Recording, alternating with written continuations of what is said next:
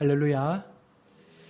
오늘 이 시간도 하나님께서 약속하신 은혜의 말씀의 담비가 우리 마음 깊은 곳에 온전하게 임할 수 있기를 주님의 이름으로 축복합니다. 성도에게 있어서 가장 중요한 것이 무엇일까라고 우리가 묻는다면 여러분들은 무엇이라고 생각하십니까?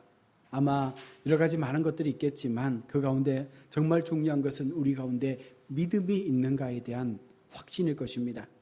교회를 위한 봉사도 섬김도 또 헌금도 또 구제도 하나님을 향한 믿음에 근거하지 않으면 결국은 자신의 의가 드러나기 때문에 결코 옳지 않은 모습이 되는 것입니다.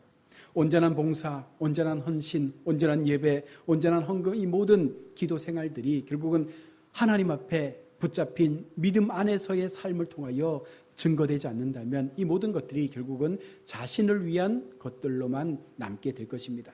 따라서 성도인 우리는 날마다 우리의 믿음을 점검해 보아야 합니다. 어쩌면 누구보다 그 믿음에 대하여 잘 알고 있는 것은 우리 자신일 것입니다.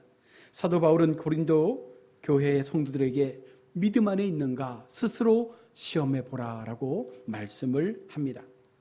우리말 속담에 10길 물속은 알아도 1길 사람 속은 알지 못한다라는 말이 있죠. 그만큼 우리 속 사람이 어떤 모습인지를 알 수가 없습니다. 아무리 교회 속에서 거룩한 척, 하나님 앞에 정말 열심인 척하지만 그 속 사람이 얼마나 하나님 앞에 믿음으로 세워져 있는가에 대해서는 오직 하나님만이 아시죠. 그리고 당사자인 자기만이 분명 알 것입니다. 겉모습만으로는 그 사람의 신앙에 대하여 어떤 믿음을 가졌다라고 우리는 분명 말할 수 없습니다. 고린도 교회는요, 겉으로는 은사도 많고 또 사랑도 많은 교회로 보였지만 실상은요, 그 속에 많은 문제가 있었던 교회였습니다. 고린도 교회의 그 당시의 배경을 보면 사도행전 18장에 보면 고린도 교회가 바울에 의해서 세워졌음을 기록하고 있습니다. 고린도 교회의 문제를 들은 바울은요, 고린도 전서를 기록해서 그들에게 편지를 보냅니다. 지금의 상황으로부터 믿음을 가지고 이겨내라. 그러나 디도로부터 고린도 교회가 그리 나아지지 않았다라는 소식을 듣게 되고 추후에 또 서신을 보내게 되죠. 그 이후에 답장이나 소식이 없던 차에 바울은요, 머물러 있던 그 에베소에서 큰 위협을 당하게 됩니다. 그리고 피난차 마게도냐 지역으로 이동하게 되던 중에 다시 디도를 만나게 되고 고린도 교회의 소식을 듣게 된 것입니다. 그리고 편지를 쓰게 된 것이 바로 고린도 후서입니다. 지금 고린도 교회에 나타나고 있는 문제가 무엇입니까? 가장 먼저는 내부의 분열이 일어난 거예요. 교회 속에 파당이 생겼습니다. 바울파, 아볼로파, 베드로파, 그리스도파, 서로 파당을 지어서 이것이 옳다, 아니다, 이것이 옳다라고 서로 얘기하면서 서로 많은 교인들을 자기의 파당으로 끌어들이려고 교회를 분열시켜가고 있었던 것입니다. 또 하나의 문제는요, 성령의 일을 구분하지 못하는 거예요. 그들 속에 성령의 내주하심 없이 그냥 교회만 다니다 보니 파당에 휩쓸려서 무엇이 중요한지를 모른 채 성령이 원하지 않는 모습으로 교회가 계속해서 나아가고 있었던 것입니다. 또한 심각한 가족 간의 근친상간이 교회 안에서 일어나고 있는 것이죠. 이것은 그 당시 로마의 문화였습니다. 그런데 고린도 교회 안에서도요, 로마의 속국으로 살아가다 보니 똑같은 근친상간의 문화가 교회 속에서도 버젓이 일어나게 된 것입니다. 또한 서로의 교회 안에서의 문제들을요, 세상 법정에 가지고 가서 이것을 해결하려고 송사했던 부분들도 있습니다. 도덕적 태만들이 극에 다다르죠. 우상 숭배와 간음과 남색과 도색과 술 취함과 이런 부분들이 교회 속에서 넘쳐나게 된 것입니다. 그리고 이혼의 문제들이 발생합니다. 수많은 이혼의 사건들이 교회 속에서 일어나죠. 왜 그렇습니까? 혼잡한 성문화 속에서 결혼하다 보니 결국은 이혼할 수밖에 없는 상황에 놓인 것입니다. 고린도 교회가 겉모습은 화려해 보였지만 고린도 교회가 겉으로는 뭔가 좀 하나님 앞에 대단한 것처럼 보였지만 그 속은 썩어서 골마가고 있는 서로의 파당 속에서 힘을 키우기 위한 그런 모습으로 교회가 속으로 썩어가고 있었습니다. 처음 교회의 시작은 은혜로 왔습니다. 바울이 전하여 준 그 복음으로 인해서 교회가 든든히 세워갔던 것입니다. 계속 그렇게 교회가 갔으면 좋았을 텐데 그러지 못한 것이죠. 시간이 지나고 교회 안에 여러 가지 많은 문제들, 다시 말해서 파당이 생기고 세상의 문화가 들어오고 음란과 거짓이 난무하면서 교회는 교회의 모습을 상실해가고 있었던 것입니다. 그리고 그 속에 교회의 분열이 일어난 것입니다. 그것이 바로 믿음에 대한 근간을 흔들어 놓게 된 것이죠. 이제 더 이상 그들 속에 믿음의 모습이 보여지지 않는 것입니다. 어떻게 믿음을 지킬 것인가? 그래서 사도 바울은요, 그런 그들을 향해서 대응하죠. 5절의 말씀입니다. 여러분은 자기가 믿음 안에 있는지를 시험해보고 스스로 점검해보라. 지금 당신들이 이전에 붙잡고 있었던 예수 그리스도의 사랑 안에 여전히 붙잡혀 있는지, 예수 그리스도의 그 믿음 안에 여러분들이 살아가고 있는지를 다시 한번 철저하게 점검해보라 라고 바울은 권면하고 있습니다. 또한 그들이 전하는 말에 과연 사람들이 예수의 복음을 얼마나 듣고 싶어하는지에 대하여 돌아보라는 것입니다.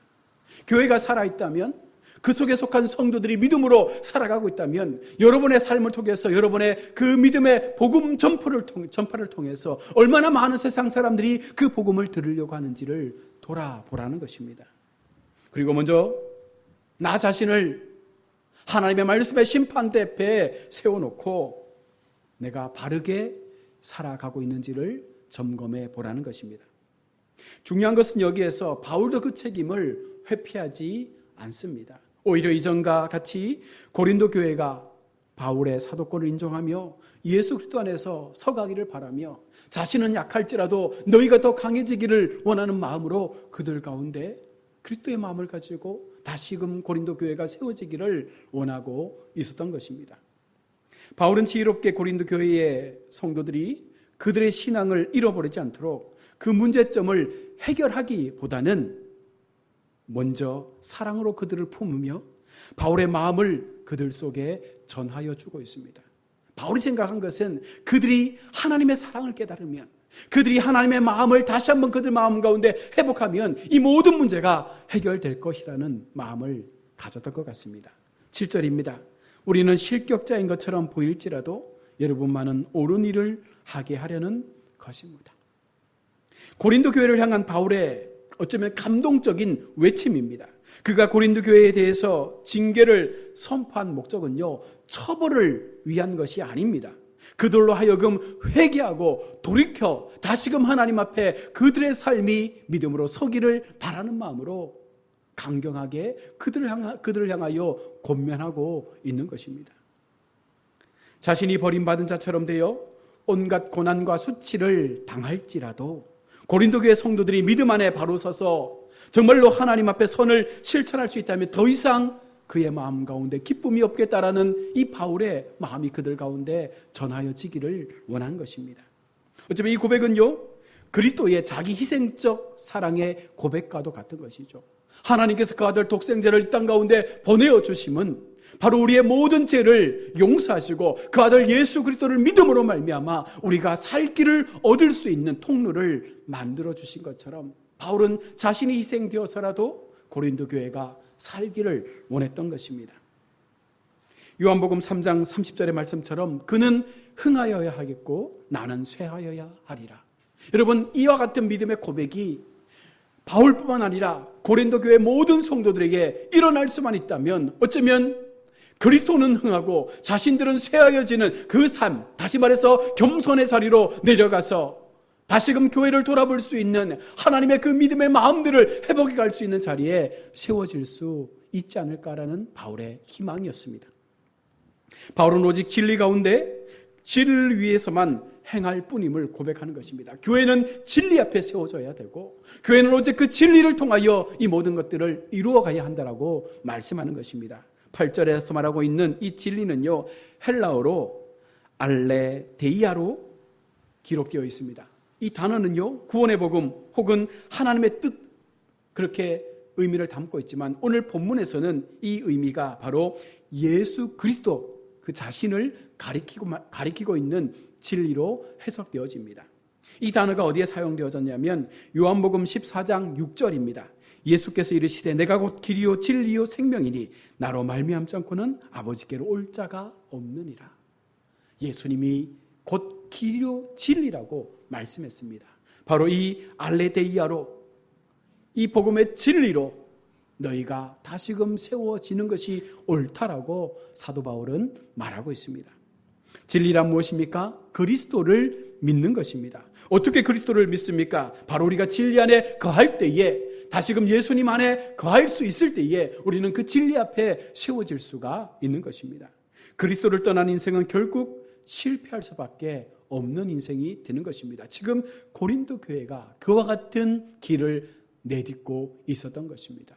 다시금 진리 안으로 돌아와 교회 속에 무너졌던 부분들을 회복하고 다시금 하나님 앞에 그 마음이 진리로 세워지기를 바랬던 바울의 마음이 오늘 본문 속에 담겨 있는 것이죠. 바울은 고린도 교회 성도들에게 오직 진리를 위해서 살 것을 권면하고 있습니다. 믿음의 심판대 앞에서 자신은 실격할지라도 고린도 성도들은 그 믿음의 시험을 통과하기를 바란다라고 말씀합니다. 바울의 고백은요, 그가 얼마나 자신을 드러내지 않으면서 교회를 위해서라면 자신이 숨겨지더라도 교회가 건강하게 회복되기를 바라는 그 모습을 보여주는 것입니다. 여러분, 어쩌면 이 사도 바울은요, 하나님이 부르신 사도라는 그 직분만으로도 그는 분명 검증된 사람입니다. 사도권 자체만으로도 바울은 자신을 증명하는 데 충분한 사람이었습니다. 그럼에도 스스로를 약한 자에 비유하며 성도가 강해지기를 바라는 그 마음을 오늘 바울은 우리 가운데 보여주는 것입니다. 즉 그리스도 안에서 거하며 함께 하시는 하나님의 살아계심의 그 영을 따라 우리 모두가 은사대로 교회를 세워가는 일에 든든하게 세워져 가기를 소망하는 것 밖에는 바울은 아무런 것도 그들 가운데 원하는 것이 없었다는 것입니다. 9절의 말씀입니다. 우리가 약할 때 너희가 강한 것을 기뻐하고 또 이것을 위하여 구하니 곧 너희가 온전하게 되는 것이라. 이것은 그들이 진리를 거슬러 살지 않으면서 동시에 진리를 위해서라면 모든 일을 할 수 있었던 그 이유이기도 한 것이죠. 우리는 진리를 거슬러 아무것도 할 수 없고 오직 진리를 위할 뿐이니 8절의 말씀입니다. 우리는 진리를 거슬러서 아무것도 할 수 없다. 이것이 교회의 사명이며 성도의 바른 소명의 모습인 것이죠. 오직 진리를 위해서, 진리를 거슬러서는 무엇도 해서는 안 된다라는 것을 말씀합니다.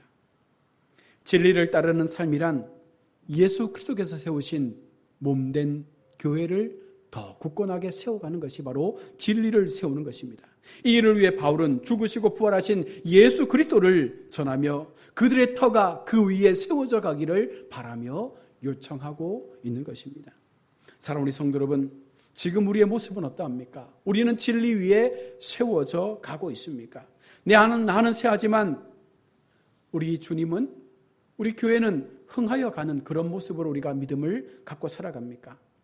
어쩌면 우리 속에도 고린도 교회의 모습처럼 교회 속에 파당이 생겨나지 않습니까?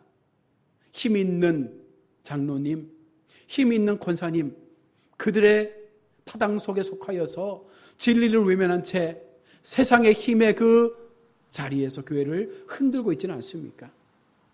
성령의 일을 구분하지 못하고 늘 믿음에 둔감한 채 그렇게 자기 중심의 삶을 살아가며 이것이 믿음이라 착각하지 않습니까? 얼마나 많은 교회가 세상 법정에 교회를 세워 송사하며 교회를 욕먹게 하고 하나님의 이름을 더럽히고 있습니까? 여러분, 고린도 교회의 모습이 어쩌면 오늘 우리 시대 교회의 모습과 얼마나 일치하고 있습니까? 지금 그런 교회를 향해서 오늘 사도 바울은 우리 가운데 말씀하고 있는 것입니다. 진리 위에 스스로 세워져 가고 있는가? 얼마나 그리스도 안에 우리의 믿음을 굳건하게 세워가고 있는가? 너희 자신을 날마다 말씀 앞에 세워서 과연 이 믿음이 옳은 믿음인지, 과연 우리의 신앙의 행위가 하나님 앞에 얼마나 정당한 행위인지를 우리는 얼마나 점검하며 살아가고 있습니까? 우리는 날마다 성도로서 믿음에 합당한 삶을 살아가고 있는지를 돌아보아야 합니다.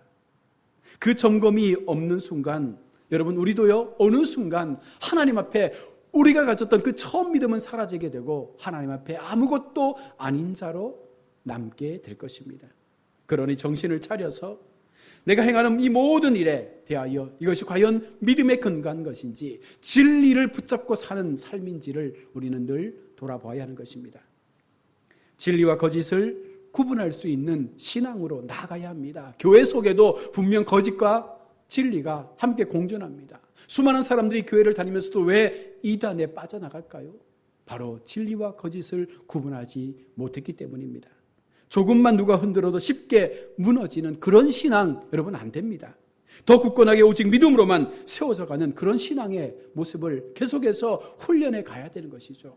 처음 받았던 그 사랑의 은혜 기억하며 더 열심히 하나님의 긍휼의 사랑으로 우리의 신앙을 다듬어 가야 하는 것입니다. 또한 주변의 약한 성도를 함께 세워가고 교회를 더 든든하게 세워갈 수 있는 그 믿음의 가치를 통해서 함께 교회를 세워갈 수 있는 연합된 공동체의 모습이 교회 속에 있어야 하는 것입니다. 서로의 허물을 위해서 들추기보다는 오히려 그 허물로 인하여 나의 허물을 더 돌아볼 수 있는, 그래서 더 하나님 앞에 회개하며 기도할 수 있는 그런 교회의 모습이 되어야 되지 않겠습니까? 이 일에 하나님은 우리를 부르시고 우리를 교회의 일원으로, 다시 말해서 교회 속의 성도라는 모습으로 우리를 세우셨습니다. 그러기에 우리가 하나님 앞에 우리의 믿음이 어떻게 세워져 가고 있는지, 얼마나 진리 앞에 우리의 신앙의 모습이 견고해져 가고 있는지를 돌아봐야 하는 것입니다. 악한 시대를 살아갑니다. 이 악은 교회 안에서도 여전히 동일하게 존재하고 있습니다. 여전히 교회 안에서도 불안하고 거짓이 난무한 모습들이 나타나고 있습니다. 정신을 차리고 여러분 지금 나 자신을 돌아보아야 합니다. 믿음 안에 서서 내가 어떤 삶을 살고 있는지를 우리는 분명 점검해야 합니다. 바울은 끝까지 고린도 교회 공동체들이 그리스도인답게 살기를 원했습니다. 그런 의미에서 내가 다시 가면 용서하지 않으리라 라고 말씀한 것은, 이것은 실제로 용서하지 않을 정도로 너희를 혼내겠다는 말씀이 아니라 그리스도인으로서 제대로 된 삶을 살기를 바란다라는 반어법의 표현으로 바울의 그 간절한 마음을 그들 속에 보여주고 있는 것이죠. 사랑하는 성도 여러분, 우리가 하나님 앞에 믿음으로 세워졌습니다. 처음 받았던 그 은혜의 사랑 기억하며 우리가 여기까지 달려왔습니다. 우리의 신앙은 성장하고 있습니까? 아니면 그 자리에 머물러 있습니까? 아니, 더 도태되어 이전보다 못한 신앙으로 우리 인생이 그렇게 비춰지고 있습니까? 여러분, 우리 신앙을 돌아보십시오. 믿음 안에 있는지를 날마다 말씀을 통하여 그 진리를 붙잡고 있는지를 우리는 날마다 점검해야 하는 줄로 믿습니다.